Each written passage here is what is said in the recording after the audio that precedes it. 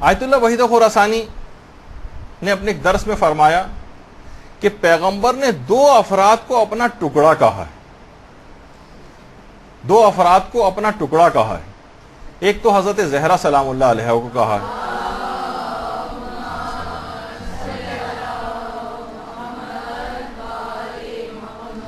فاطمہ تو بضعۃ منی، فاطمہ میرا ٹکڑا. اور دوسرا کہا ہے امام رضا علیہ الصلوۃ والسلام کو پیغمبر نے. اللہم صلی علی محمد.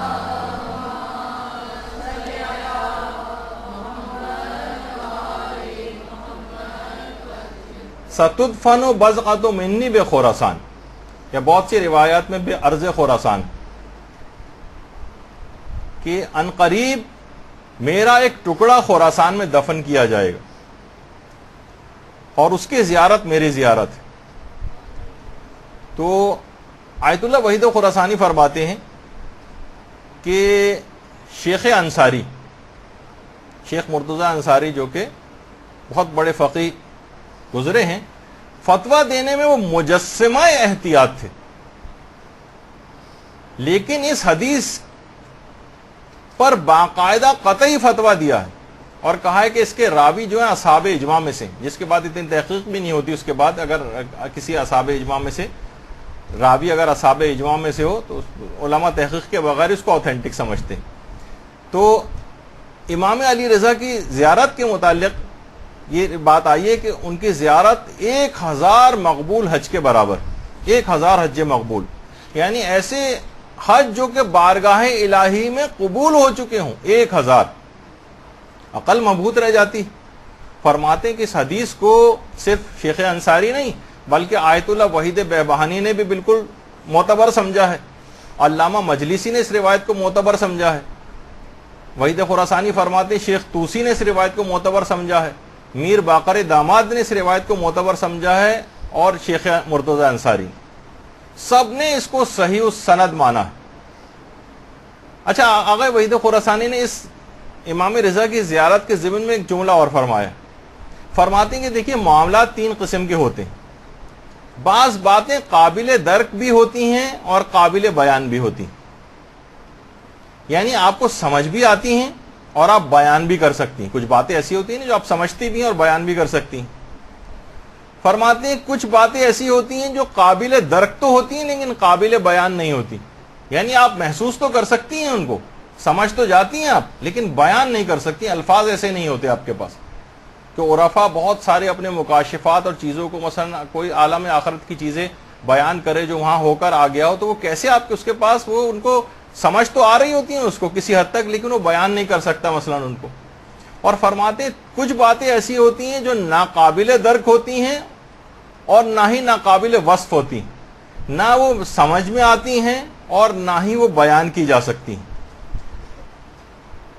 فرماتے ہیں کہ جوار امام علی رضا علیہ السلام کی عظمت ناقابل ادراک بھی ہے اور ناقابل وصف بھی ہے. نہ یہ سمجھ میں آتی ہے اور نہ ہی یہ بیان کی جا سکتی ہے. جوار امام علی رضا علیہ الصلوۃ والسلام یہ عقلوں میں نہیں آ سکتا کسی کی. اس جگہ کی عظمت، وہ جہاں پر مدفون ہے وہاں کیا فیوز ہیں، کیا برکات ہیں، ظاہر وہاں جا کر کیا حاصل کر رہا ہے، کس طرح سے، یعنی وہاں کی اس کی کیسے ملائکہ کے غول در غول وہاں پر آ رہے ہیں، ان کی کیا عظمت و جلالت ہے، نہ وہ اس کو سمجھ سکتا ہے اور نہ یہ بات بیان کی جا سکتی. تو فرماتے ہیں کہ راوی جو تھا وہ بزنتی، وہ حیران رہ گیا، ایک قبر کی زیارت 1000 حج کے برابر، اور وہ بھی ایسے کہ جو بارگاہ الہی میں قبول ہو چکے ہوں. آیت اللہ ناصر مکارم شیرازی نے بھی باقاعدہ لکھا ہے کہ زیارت امام رضا کی فضیلت ہمارے برادران اہل سنت کی کتابوں میں بھی آئی، باقاعدہ ینابع المودہ اس کے اندر بھی یہی والی حدیث آئی ہے کہ ستدفن بضعۃ منی بخراسان، ان قریب میرے جسم کا ایک ٹکڑا خراسان میں دفن کیا جائے گا. پیغمبر فرماتے ہیں کہ جو بھی مشکلوں میں گرفتار شخص اس کی قبر کی زیارت کو آئے گا، خدا اس کی تمام مشکلات کو دور کر دے گا، اور جو گناہگار اس کی زیارت کو آئے گا خدا اس کے تمام گناہوں کو بخش دے گا. اور خود نیاب المودت کے اندر لکھا ہے اہل سنت کی جو کتاب حضرت عائشہ سے روایت کہ پیغمبر نے فرمایا کہ جو بھی میرے بیٹے کی توس میں زیارت کرے گا اس نے گویا ایک حج انجام دیا. حضرت عائشہ حیران رہ گئی، کہا یا رسول اللہ ایک حج؟ پیغمبر نے فرمایا نہیں 2 حج۔ وہ مزید حیران ہوئی، 2 حج کے برابر؟ پیغمبر نے فرمایا نہیں 3 حج۔ اب حضرت عائشہ خاموش ہو گئی۔ پیغمبر نے فرمایا اے عائشہ اگر تم خاموش نہ ہوتی تو میں سلسلہ 70 حجوں تک لے کر جاتا۔ درود بھیجیے محمد والے۔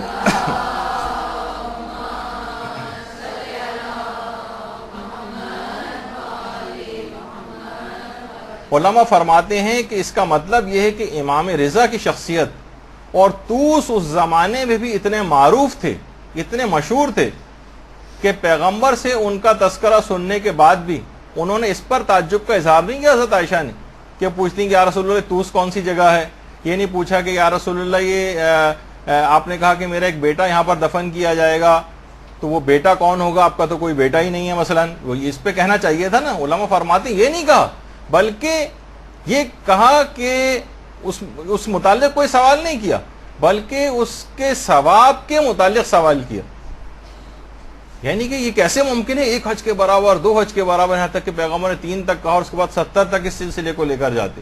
اس کا مطلب ہے کہ پیغمبر کی زبان سے اتنی مرتبہ امام رضا کا تذکرہ ہوتا تھا اور اتنی مرتبہ اس جگہ طوس اور خراسان کا تذکرہ ہوتا تھا کہ وہ انہوں نے اس کے اوپر کوئی تعجب کا اظہار نہیں کیا۔ تو اس کا مطلب پیغمبر کی اپنی زبان پر امام رضا کا کتنا تذکرہ آتا تھا۔ اور عجیب و غریب خصوصیت ہے ایک زیارت امام رضا کی کہ دیکھیے ایک سوال ہے کہ کتنے سارے ہمارے اور ائمہ بھی ہیں، اگر عام طور پر کسی شخص سے ویسے پوچھا جائے شہرت کے اعتبار سے کہ سب سے زیادہ معصومین میں سے بھی یعنی ائمہ میں سے کس کی زیارت کا ثواب سب سے زیادہ ہے، تو فوراً دماغ میں لوگوں کے آئے گا امام حسین کی زیارت کا ثواب سب سے زیادہ ہے، جبکہ اصلاً تمام علماء نے یہ بات لکھی اور آیت اللہ خوئی سے تو باقاعدہ ایک فتویٰ بھی پوچھا گیا کہ ایک سوال ہے نا کہ بہت ویلڈ سوال ہے کہ کس امام کی زیارت کی فضیلت سب سے زیادہ ہے۔ آیت اللہ خوئی سے پوچھا گیا، سوال کیا گیا کہ اگر انسان کو زیارت نبی اور زیارت امام رضا میں سے ایک کا انتخاب کرنے کا موقع ملے تو ان میں کس کی زیارت زیادہ افضل اور اجر میں سب سے زیادہ ہے؟ تو آقا خوئی نے جواب دیا، باقاعدہ جو ان کی کتاب سراج النجات ہے ان کے فتاووں پر مشتمل، کہ روایات سے ظاہر ہوتا ہے کہ امام رضا کی قبر کی زیارت دیگر ائمہ اہل بیت کی قبور کی زیارت سے افضل ہے، لیکن ایسی کوئی روایت موجود نہیں ہے کہ امام رضا یا دیگر ائمہ کی قبور کی زیارت رسول اللہ کی قبر کی زیارت پر افضلیت رکھتی۔ وہ تو بالکل ایک الگ، پیغمبر کی قبر کی زیارت کی فضیلت تو بالکل ایک الگ چیز، اس کا کسی سے مقایسہ اور مقابلہ اور موازنہ نہیں کیا جا سکتا، لیکن ائمہ اطہار میں سے جو فضیلت ہے وہ سب سے زیادہ امام رضا علیہ الصلوۃ والسلام کی قبر کی زیارت کی۔ اللہم صلی اللہ علیہ وسلم۔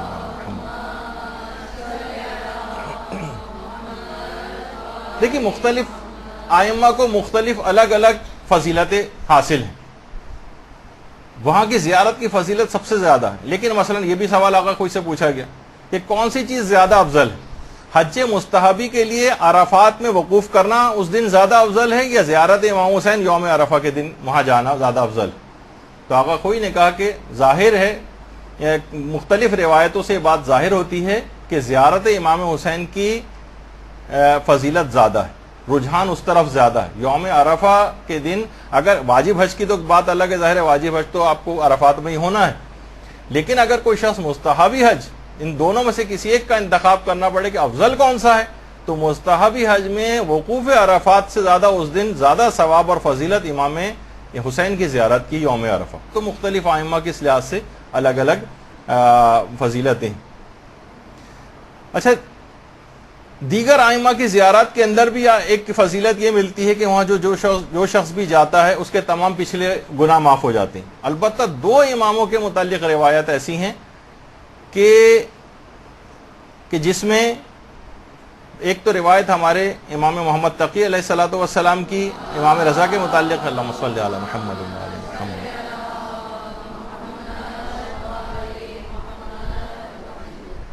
امام نے فرمایا کہ من زار قبر ابی غفر اللہ ما تقدم من ذنبہ وما تاخر، جو شخص بھی میرے والد کی زیارت کرے پروردگار عالم اس کے تمام پچھلے گناہوں کو اور اس کے بعد آئندہ زندگی کے بھی تمام گناہوں کو معاف کر دیتا۔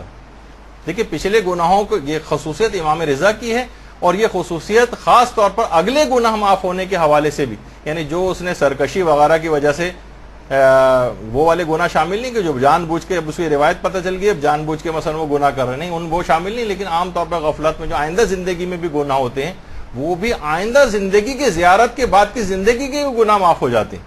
یہ خصوصیت امام رضا کی زیارت کی ہے، اور دوسری یہ خصوصیت امام حسین علیہ السلام کی زیارت کی بھی۔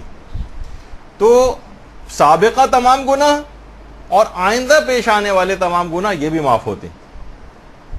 اچھا، اسی طرح سے اور امام فرماتے ہیں کہ نہ صرف گزشتہ اور آئندہ گناہ معاف ہوتے ہیں، بلکہ جب قیامت کا دن طلوع ہوگا تو اس کا مقام، یعنی امام رضا کے ظاہر کا مقام پیغمبر اسلام کے ممبر کے سامنے ہوگا، یہاں تک کہ خدا مخلوقات کے حساب سے فارغ ہو جائے۔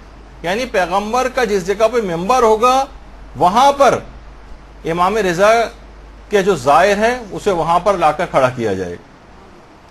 اور باقاعدہ فرائض السمتین جو کتاب ہے اس میں بھی ہے یہ والی روایت، اور اس کے علاوہ امام محمد تقی علیہ السلام نے، ہماری جو ایک شیخ صدوق نے روایت نقل کی ہے من لا یحذر الفقی کتاب میں، کہ طوس کے دو پہاڑوں کے درمیان زمین کا ایک ٹکڑا ہے جو جنت سے لایا گیا ہے، جو بھی اس میں داخل ہوگا وہ قیامت کے دن جہنم کی آگ سے محفوظ ہو جائے گا۔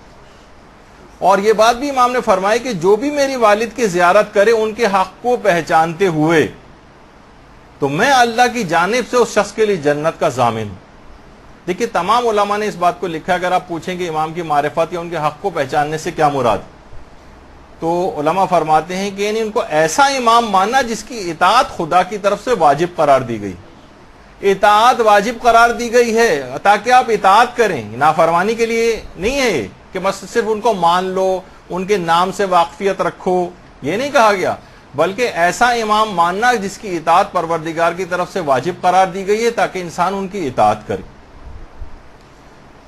تو یہ تو تھا امام کے اپنے بیٹے امام محمد تقی علیہ السلام کا فرمان، اور خود آپ کے اپنے والد امام موسیٰ کاظم علیہ السلام نے کیا فرمایا اپنے بیٹے کے لیے، اللہم صلی علی محمد و علی محمد،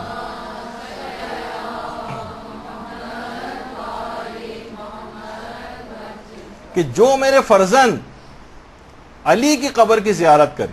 دیکھیے ابھی تو پیغمبر کی جو حدیث تھی اس میں آپ نے ایک جگہ جو ہے ایک حج کا سنا، پھر پیغمبر 70 تک لے کر جاتے اس کو، پھر اس کے بعد ایک اور روایت میں آپ نے 1000 حج کا تذکرہ سنا ابھی۔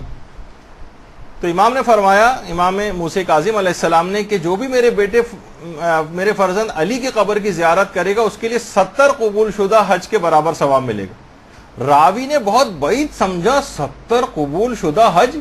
دیکھیے آج کل کے جو حج ہے بہت آرام سے کتنی سہولیات کے ساتھ، تو شاید آپ کو اتنا زیادہ اس کا احساس نہیں، اگرچہ اس میں بھی کتنی زحمتیں ہو جاتی، لیکن راوی حیران رہ گیا 70 قبول شدہ حج اتنی زحمتوں کے ساتھ وہ صرف قبر کی زیارت کرنے سے۔ امام نے فرمایا ہاں 70,000 حج مقبول کا ثواب، 70,000، بہت سی روایت کے اندر 7 لاکھ حج مقبول کا ثواب بھی بتائے گئے۔ تو اور امام نے فرمایا کتنے حج ایسے ہوتے ہیں جو قبول نہیں ہوتے، میں حج مقبول کی بات کر رہا ہوں۔ اور جو شخص بھی ان کی زیارت کے لیے وہاں جائے اور ایک رات وہاں پر رہے، امام فرماتے ہیں گویا اس نے عرش پر جا کر اللہ کی زیارت کی، اس کا ثواب اس کو ملے گا۔ اور جب قیامت کے دن عرش خدا پر کچھ 4 افراد ایسے ہوں گے جو گزشتہ زمانے کے ہوں گے، امام فرماتے ہیں، اور 4 افراد ایسے ہوں گے جو آئندہ زمانوں کے ہوں گے۔ گزشتہ زمانوں کے جو افراد ہوں گے ان کے اندر حضرت نوح ہوں گے، ابراہیم ہوں گے، حضرت موسیٰ ہوں گے اور حضرت عیسیٰ ہوں گے۔ اور آئندہ زمانے کے جو 4 افراد ہوں گے ان میں پیغمبر اسلام حضرت امیر المومنین امام حسن اور امام حسین علیہ السلام ہوں گے۔ اللہم صلی علی محمد و علی محمد۔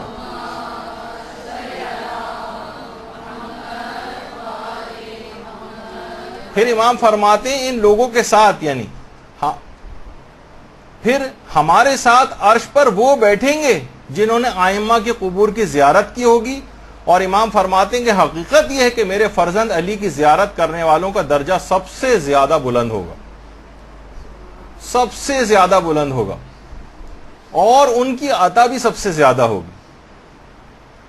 ان کے والد نے کیا کہا ان کی زیارت کے متعلق، ان کے بیٹے نے کیا کہا، اب خود امام رضا علیہ السلام نے اپنی اس کے متعلق کیا چیز بتائی۔ جیسے ابھی آیا کہ 70,000 قبول شدہ حج اور 7 لاکھ قبول شدہ حج، اور یہ بھی فرمایا کہ میرے فرزند علی رضا کی زیارت کا رتبہ کرنے والوں کا رتبہ سب سے بلند ہوگا۔ تو خود امام نے کیا فرمایا، عیون اخبار رضا جو ہے اور امالی شیخ صدوق، اس کے اندر بھی یہ روایت ہے کہ جو بھی میری زیارت کرے گا، امام نے فرمایا خدا اس کے لیے 1000 شہید کا ثواب لکھے گا، 1000 صدیق کا ثواب لکھے گا، 1000 حج کا ثواب لکھے گا، 1000 عمروں کا ثواب لکھے گا، اور 1000 مجاہدوں کا ثواب لکھا جائے گا، اور وہ بلند درجات میں جنت میں میرے ساتھ ہوگا۔ درود بھیجیے محمد و آل محمد۔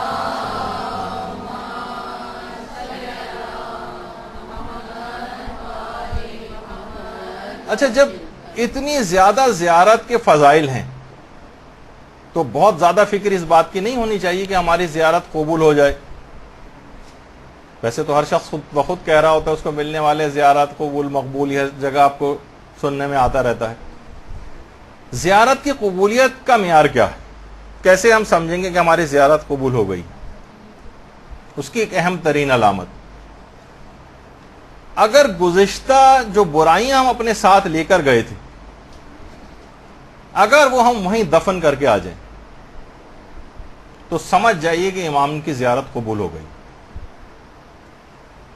دیکھیے، ہمارے ساتھ سفر میں عالم بعمل مولانا سید محمد علی نقوی صاحب بھی تھے، انہوں نے بہت اچھا جملہ کہتے تھے، دیکھیے بعض لوگ بلائے جاتے ہیں اور بعض بن بلائے آ جاتے ہیں۔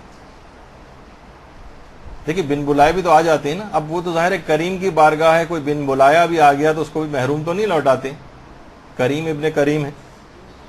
تو ایک زیارت وہ ہے جو آپ کرتے ہیں، اور ایک زیارت وہ ہے جو امام کرتے ہیں۔ اگر آپ تبدیل ہو گئے وہاں جا کر تو سمجھ جائیے کہ امام نے آپ کی زیارت کر لی۔ آپ نے تو زیارت کی، اس طرح ہم گئے زری کے اوپر گئے، وہاں سے واپس آ گئے، چلیں آپ کی زیارت اس لحاظ سے کہا جائے، لیکن ابھی تو تھا نا ظاہر مزور اور وہ باطنی رجحان۔ مزور بھی تو آپ کی زیارت کرے، ایسا ہے جس سے ملنے جائیں دوسرا آپ سے ملاقات ہی نہیں کر رہا ہے، یا اس کی نگاہ میں آپ کی کوئی حیثیت نہیں، تو اس کو تھوڑی زیارت اس لحاظ سے کہا جائے گا۔ کہا کہ اگر آپ تبدیل ہو کر آئے ہیں وہاں سے تو سمجھ جائیے کہ امام نے آپ کی زیارت کو قبول کیا، اور اگر آپ ویسے ہی وہاں سے واپس آ گئے ہیں، وہی بھرپور زندگی اس طرح پہلے گزار رہے تھے، کوئی فرق ہی نظر نہیں آ رہا ہے، تو سمجھ جائیے کہ زیارت قبول نہیں ہوئی۔ ظاہر جو فائدے اور اس کریم کی بارگاہ سے حاصل ہونے وہ تو ظاہر کوئی شخص محروم نہیں رہے گا، مل ہی جائیں گے، لیکن اصلاً جو زیارت کا حق تھا وہ ادا نہیں ہو سکا۔ برحمتك يا أرحم الراحمين وصلى الله على محمد وآله الطاهرين